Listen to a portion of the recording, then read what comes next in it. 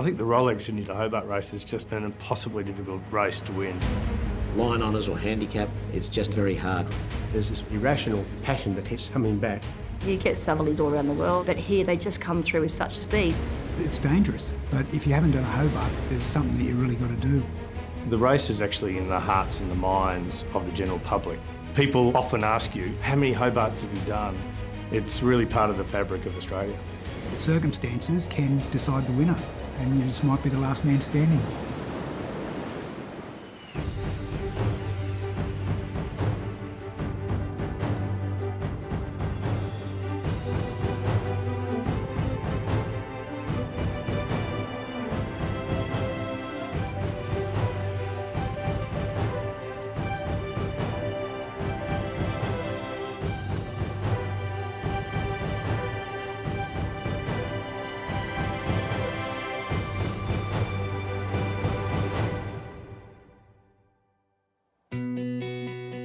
Until 2020, when the pandemic forced the cancellation of the Rolex Sydney Hobart yacht race just 6 days before it was due to begin, Sydney-siders had flocked to the harbour's foreshores to watch the start of the event on each and every December the 26th in its 75-year history.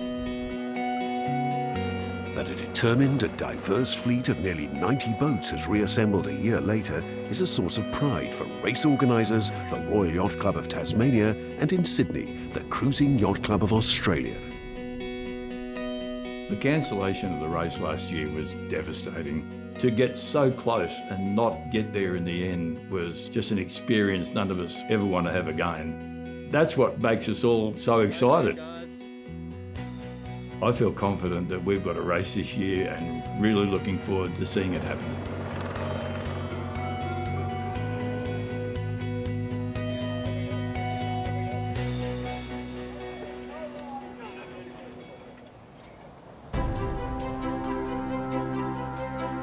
For some Australian sailors, winning the Rolex Sydney Hobart yacht race is a lifelong passion, bordering on obsession. For Sydney-sider David Witt, skipper of SHK's Scallywag 100, it's an ambition nurtured for the whole of his professional career. Growing up in Sydney, growing up in Cronulla, I watched it as a little kid and got enthralled with it as a 10-year-old and always wanted to be part of it, and now I find myself doing my 25th, so just can't seem to find anything better to do on Boxing Day.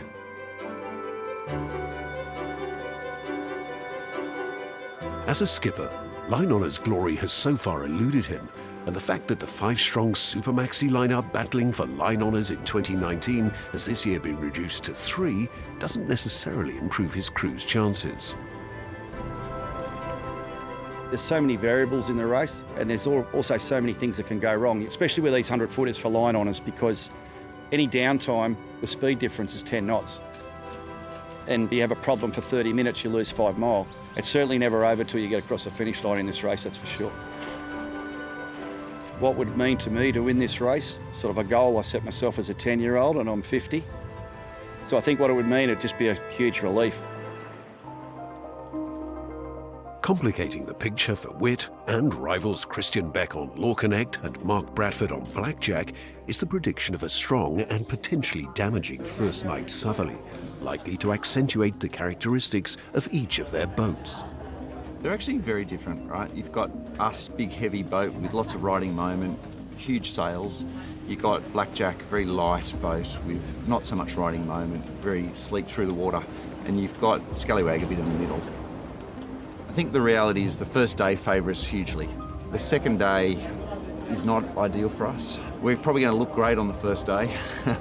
How we fare on the second is very hard to predict. It's not snakes and ladders, but it's the hare and the tortoise, I think, will be what this one's about. And not saying that our boat's a slow boat by any means, but there'll be a lead established on the first day and it'll be about running that lead down. But if these 3 boats make it through that first night, we could potentially have a good result out of these boats in the overall. To win overall and take home the distinctive Tattersall Cup, they'll first have to see off current holders Itchy Barn. Returning to defend their title, a feat no crew has achieved since Freya's in 1965, Matt Allen's team is now gunning for a 3rd win, having also swept all before them in 2017. It's really hard to assess whether we can go and win the race again. We're really confident in the boat and the crew, but you do need those elements of luck to be in the right size range. To win 3 times with this boat would be an incredible achievement. We don't put any extra pressure on ourselves. We just go there to do our best, let the boat perform, we'll roll the dice, see how we go. After leaving the colour and glamour of Sydney Harbour, the race route takes the fleet south down the coast of New South Wales, past Green Cape and out into the notoriously unpredictable Bass Strait. The eastern coast of Tasmania can also be difficult, and once past Tasman Island, the fleet still has Storm Bay to negotiate, followed by the fickle breezes of the Derwent River, a total of 628 nautical miles. Race day returns, and 88 boats assemble in the starting area. Ahead of them, a freshening southeasterly breeze to help them on their way. Beyond that, a challenging 36 hours that will test their teamwork and tenacity to the very limit. Away they go, racing in the 76th Rolex. Sydney Hobart, the great race south is on. 628 nautical miles to Hobart. The Maxis make a blistering start at the far end of the line, flanked by a spectator fleet relishing the proximity to the action. What a sight. There's the 4 start lines, one of the great sights in the world of yachting. It's not long before the leaders are climbing through the gears, up to 15 knots, 18 knots and beyond. And look at those Maxis down the western side of the harbour, charging away. And the Scallywag's just got his nose in front. Reaching the first of the 2 turning marks takes just a few minutes in the stiffening 15-knot breeze. Sydney Harbour again abuzz with movement, energy and noise. Here's the first turning mark. This is going to be very interesting. So David Witt wins the honours to the heads. On leaving the harbour, the leaders turn into strong southerly headwinds and the really hard work begins.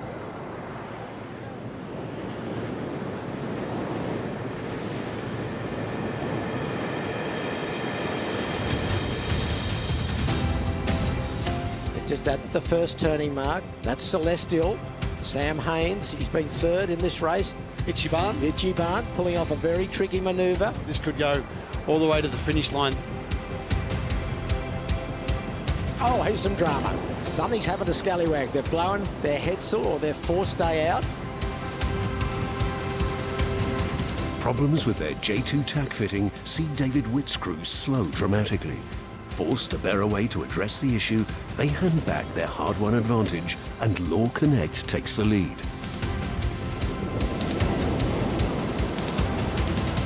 The rest of the fleet exit unscathed, their hopes and aspirations so far intact.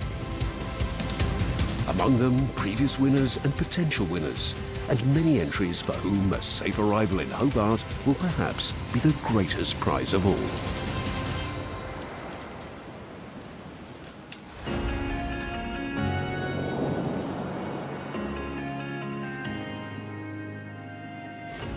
For the first time, the race this year includes a separate division for two-handed entries. Although not eligible for the overall title, it promises to be highly competitive and includes Michael and Matty Bell on Kai Mai, a father and son team with very different skill sets. An event-winning surf ski competitor, Matty's sailing experience is largely confined to skiff and dinghy racing, and he's taking part in the race for the first time. He's also a personal fitness instructor, with Michael, an 11-race veteran, now among his most committed clients.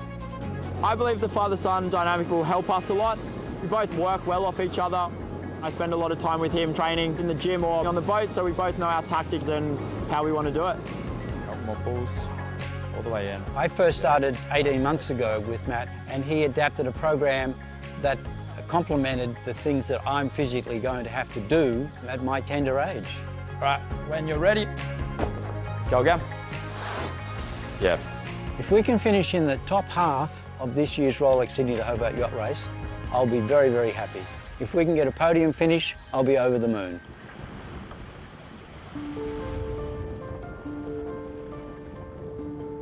There's also a range of experience on another two-handed entry, Disco Trooper Contender Sailcloth, where Jan Clog Scholten has completed 18 Sydney Hobart races to Jules Hall's 4. But should anything go wrong for the two former laser sailors, they know they can rely on each other.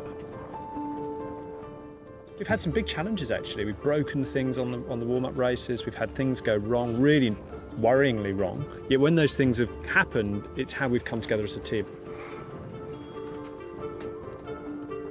I'm going to be satisfied if we make it there and we've done everything the best we can.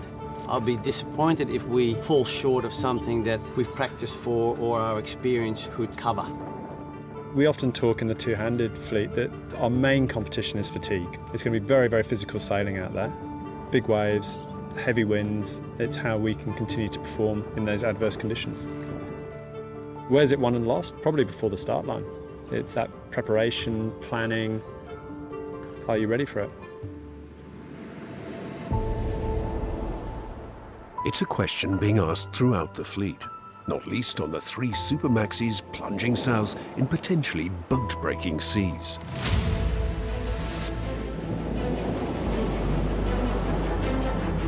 David Witt's crew on SHK Scallywag 100 have staged an impressive recovery, repairing the damaged deck fitting that forced them to deploy their Stormsail. Ahead of them, the team on Law Connect prepare to hunker down and power down to preserve both their boat and their narrow lead.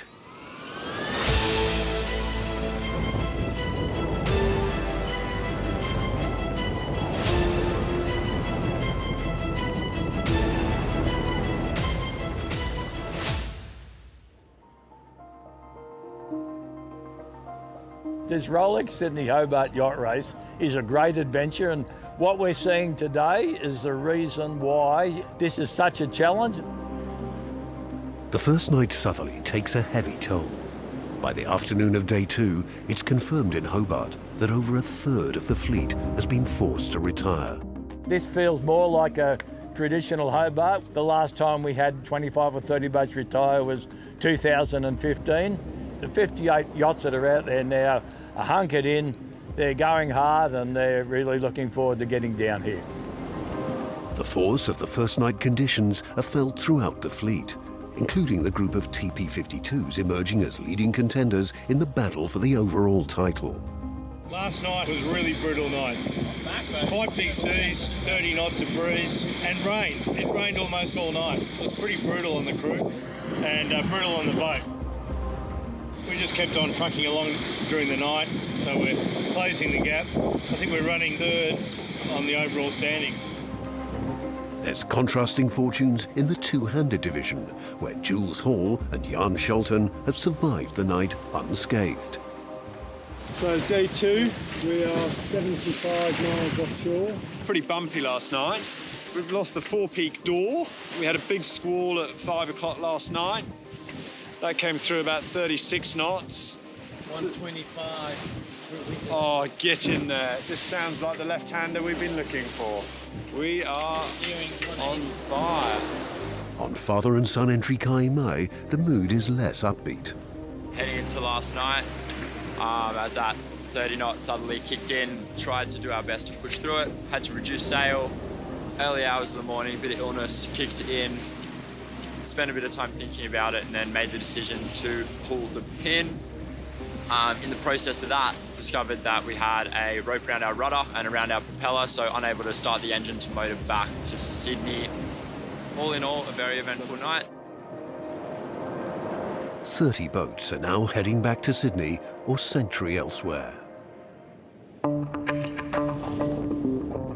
On SHK Scallywag, David Witt's men are hunting down the 2 boats disputing a lead in front of them. The going's good, but who can make best use of the lighter conditions further south?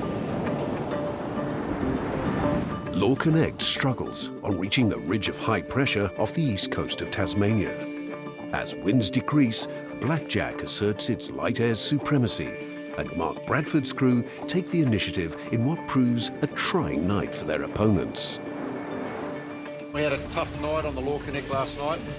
We sailed on a bit of a light patch first. Well, one of the boats was able to get round us, and that's where the other boats are really, really good. When they're doing 8 knots, we're doing 4 or something like that. We think we've still got a chance, just got to battle on. Assisted by the incoming southeasterly, Blackjack tries to press home the advantage. Only for Christian Beck's crew to reel them back in. The distance between them rarely more than a few nautical miles. It's not till later in the day that Blackjack builds a significant lead. First to reach the turning mark at Tasman Island after playing the wind shifts in search of the elusive breeze. Relentless in their pursuit, David Witt's crew claw their way back into contention for second place as the Super Maxis contest the final rounds of a heavyweight contest which, as predicted, has well and truly gone the distance.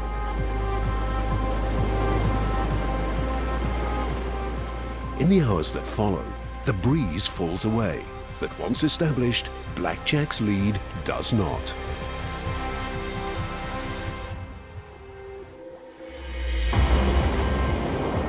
In barely a breath of wind, they complete the 11 miles up the Derwent River to cross the line at 1:37 in the morning after 2 days, 12 hours and 37 minutes of ocean racing. After several near misses, it's line honours victory at last for owner Peter Harburg and skipper Mark Bradford, the culmination of a project 14 years in the making.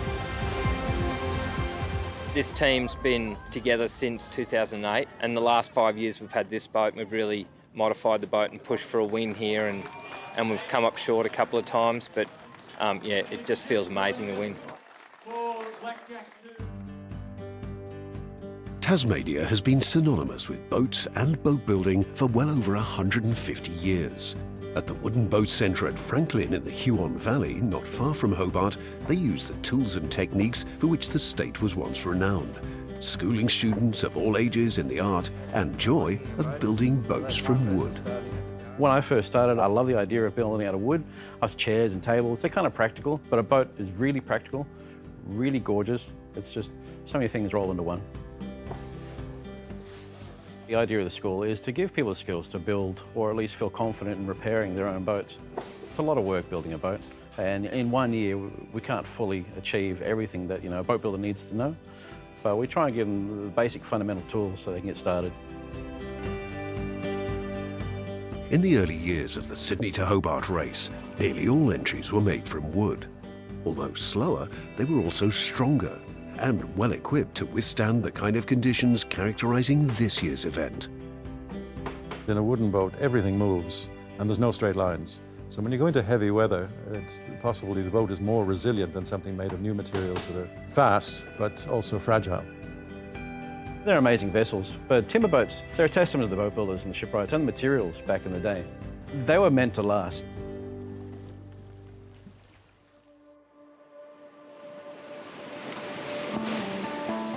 So the race of many races continues. How's it feel? Awesome. This is what we've been training for. We are making time.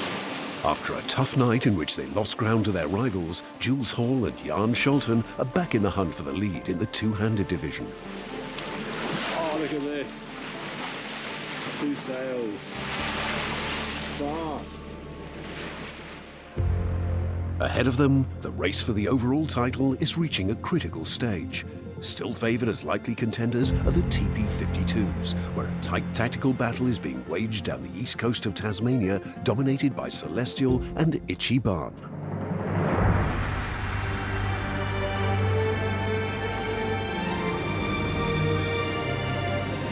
This is Will Oxley, navigator of Itchy Barn.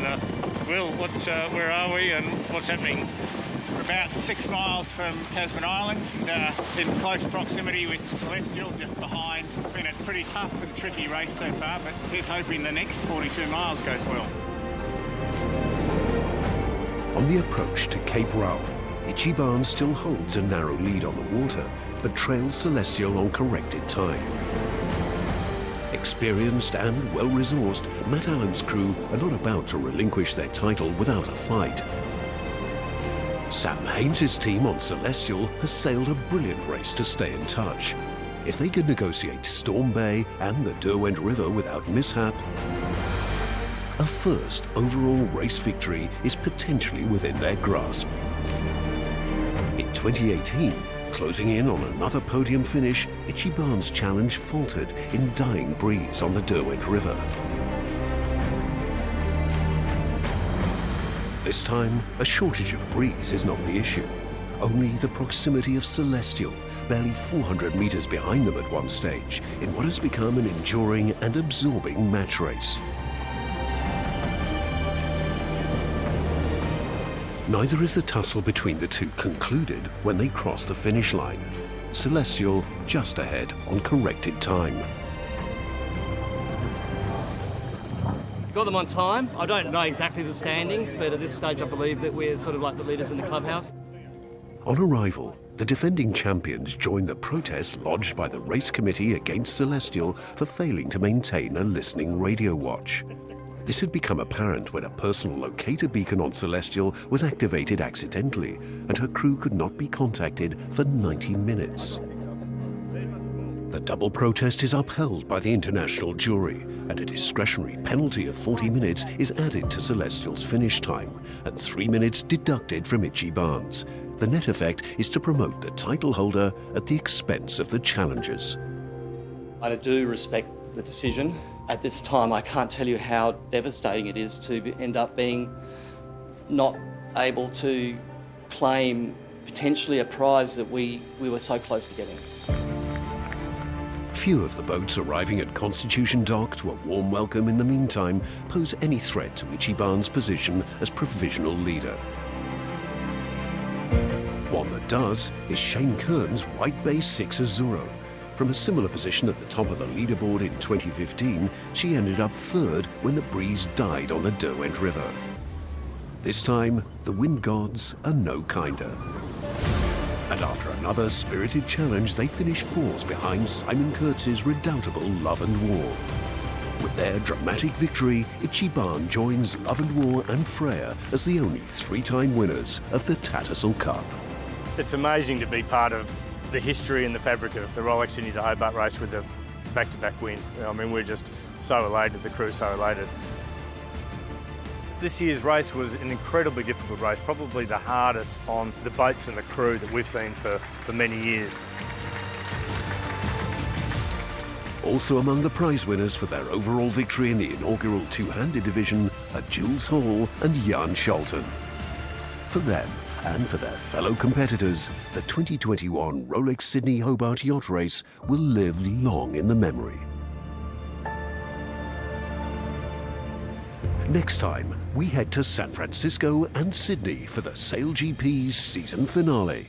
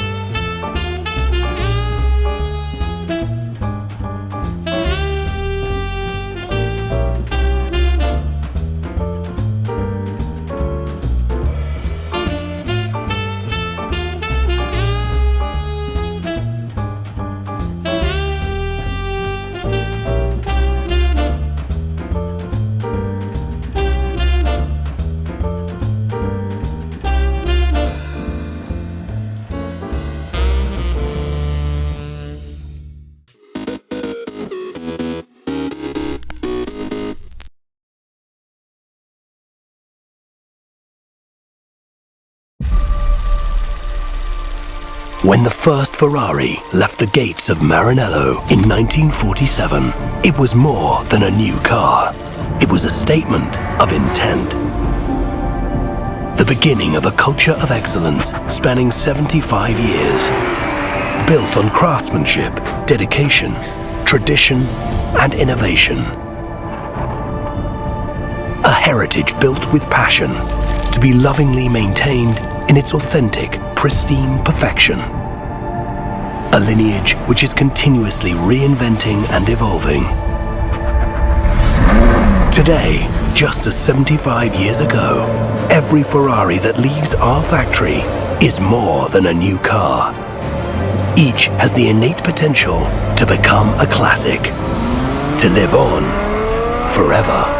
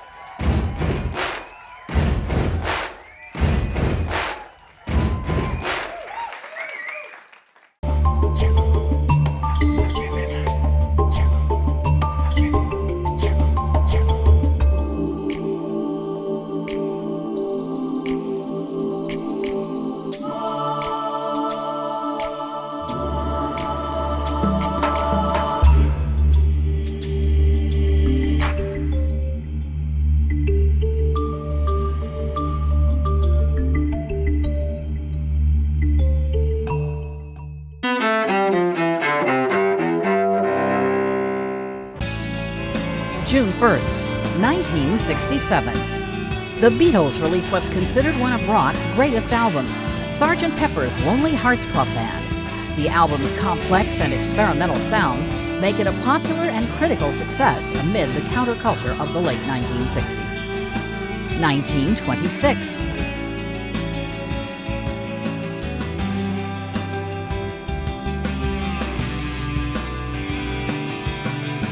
Actress and silver screen sex symbol Marilyn Monroe is born Norma Jean Mortensen in Los Angeles.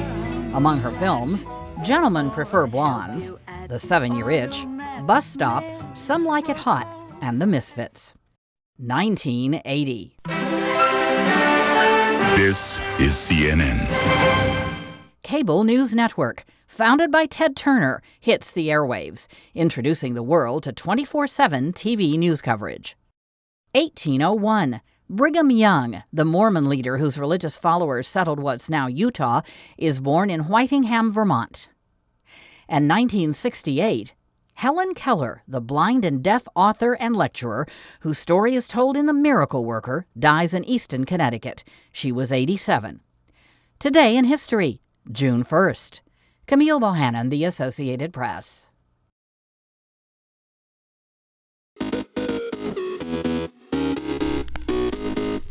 Welcome back in our studio, and in today's news,